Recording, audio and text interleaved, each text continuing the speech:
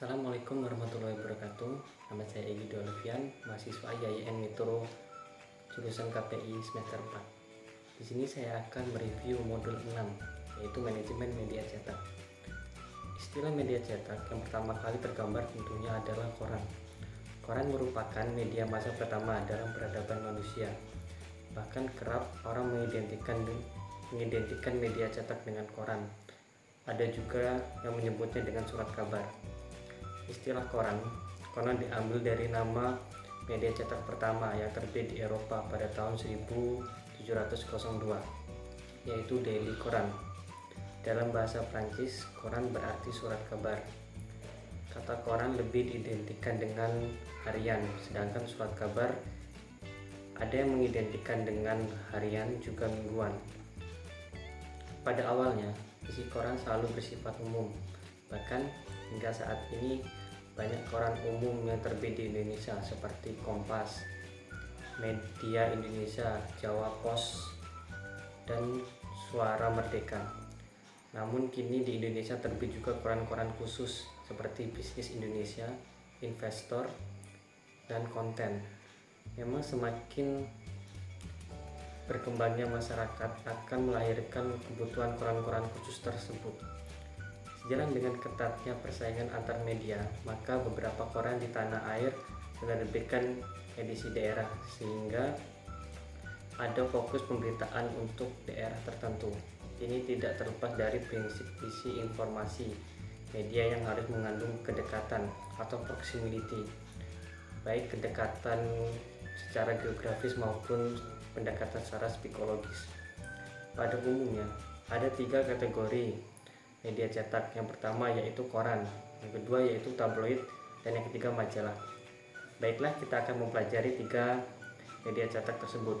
Yang pertama adalah koran. Seperti yang sudah dikemukakan sebelumnya, di Indonesia saat ini ada setidaknya kita mengenal 2 kategori koran berdasarkan isinya, yaitu yang pertama koran umum, dan yang kedua yaitu koran khusus. Kedua yaitu tabloid. Istilah tabloid ini mirip dengan istilah sinetron yang merupakan singkatan. Bila sinetron kependekan dari sinema elektronik, maka tabloid merupakan kependekan dari tablet and oid. Kata oid kurang lebih bermakna bentuk, sedangkan tablet salah satu bentuk obat. Tablet dimaksudkan untuk menunjukkan bahwa apa yang disajikan satu tabloid isinya mudah dicerna atau mudah larut. Oleh karena itu, bila di dalam koran kita mengenal istilah quality paper, maka tabloid merupakan kebalikannya. Informasi yang disajikan pada mulanya adalah informasi yang memang mudah dicerna oleh kebanyakan orang dan informasi yang sensasional. Tabloid lahir pada abad ke-19. Ada juga yang menyatakan sesungguhnya tabloid merupakan bentuk antara koran dan majalah. Secara fisik, tabloid tampil seperti koran karena menggunakan kertas koran. Namun jika dilihat dari isinya yang terbit mingguan, tabloid mirip dengan majalah. Di dalamnya ada sajian informasi yang cukup mendalam dan biasanya dibuat dengan tata warna seperti foto warna, dan berukuran besar yang biasa kita saksikan di majalah. Disebut bentuk antara juga karena dari sisi harga, tabloid lebih mahal daripada koran, namun lebih murah daripada majalah. Yang ketiga yaitu majalah. Ada beberapa hal yang membuat majalah menjadi media cetak yang khas. Yang pertama, khalayak sasaran majalah pada umumnya adalah masyarakat kelas menengah atas. Yang kedua, harga majalah lebih mahal dibandingkan dengan harga koran dan tabloid, sehingga hanya kelompok masyarakat tertentu yang membeli secara teratur. Yang ketiga, prioritas penerbitan majalah pada umumnya di atas mingguan, sehingga ada majalah mingguan 10 harian, 20 harian, dan bulanan. Keempat, dari sisi isi, majalah menyediakan pilihan beragam, mulai dari berita, hobi, kewanitaan, komputer, pendidikan, olahraga, ekonomi dan bisnis, gaya hidup, dan seterusnya. Kebanyakan majalah merupakan media khusus, artinya ditujukan kepada kelompok pembaca tertentu. Industri penerbit majalah merupakan salah satu industri media cetak yang cukup berkembang dan membutuhkan modal yang cukup besar. Oleh karena itu, kebanyakan penerbit majalah yang dilakukan oleh grup penerbit kelompok Femina misalnya menerbitkan majalah Femina, Gadis dan Dewi. Kelompok Kompas, Gramedia menerbitkan sejumlah majalah antara Hai, Kawanku, dan Bobo. Memang ada juga yang menerbitkan satu majalah seperti Tempo. Meski masih juga memiliki usaha penerbit lain yaitu koran Tempo. Industri penerbit majalah di Indonesia menjadi contoh bagaimana konsentrasi kepemilikan terjadi. Selanjutnya yaitu kita akan membahas organisasi media cetak. Organisasi media cetak dibagi menjadi dua hal. Yang pertama yaitu struktur organisasi media. Industri media massa makin menguat kecenderungan terjadi konsentrasi kepemilikan.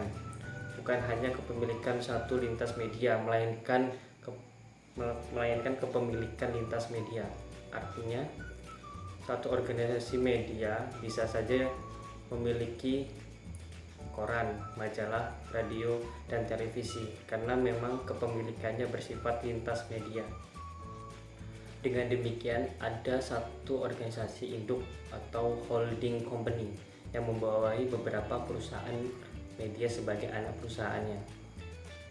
Dalam perusahaan induk bisa saja ada 3 divisi, yaitu yang pertama yaitu media cetak, media elektronik, dan media baru.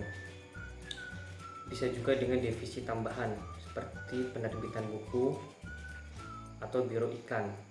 Ada banyak variasi bentuk organisasi. Yang kedua yaitu manajemen pemasaran media cetak. Secara umum, kegiatan pemasaran media ada 2 komponen. Yang pertama yaitu komponen produk, yakni medianya sendiri yang dipasarkan untuk menjual isi media cetak. Yang kedua yaitu iklan, yang merupakan pemasaran ruang yang dimiliki media cetak untuk para pengiklan. Kedua kegiatan pemasaran tersebut merupakan sumber pendapatan media cetak. Penjual produk pada dasarnya memasarkan isi informasi yang dijual media cetak, sedangkan penjual ruang media akan banyak dipengaruhi oleh ukuran tiras media dan khalayak sasaran utama menjadi media cetak tersebut. Menurut Trottit and Smith pada tahun 2005 menyatakan bahwa karena informasi yang begitu melimpah dan muncul teknologi baru, koran jadi terus ditantang untuk tampil dengan gagasan yang baru dan juga pendekatan-pendekatan baru sehingga koran bisa tetap relevan dan bermanfaat bagi para pembacanya. Pendekatan yang dilakukan untuk meningkatkan pemasaran itu mencakup beberapa hal. Yang pertama yaitu produk baru, sehingga ada koran yang berukuran tabloid yang dicetak di atas kertas yang bagus, di atas kertas yang bermutu dan tidak terkesan sebagai sisipan sebuah koran. Yang kedua yaitu sisipan baru, dan yang ketiga rubrik baru. Keempat, layanan pembaca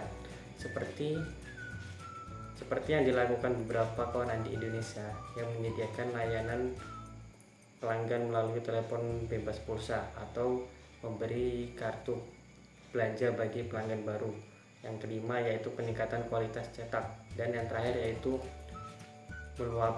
meluaskan jangkauan komunitas. Baiklah, demikian yang bisa saya sampaikan, kurang lebihnya saya mohon maaf. Saya akhiri wabillahi taufiq wal hidayah. Wassalamualaikum warahmatullahi wabarakatuh. Salam komunikasi.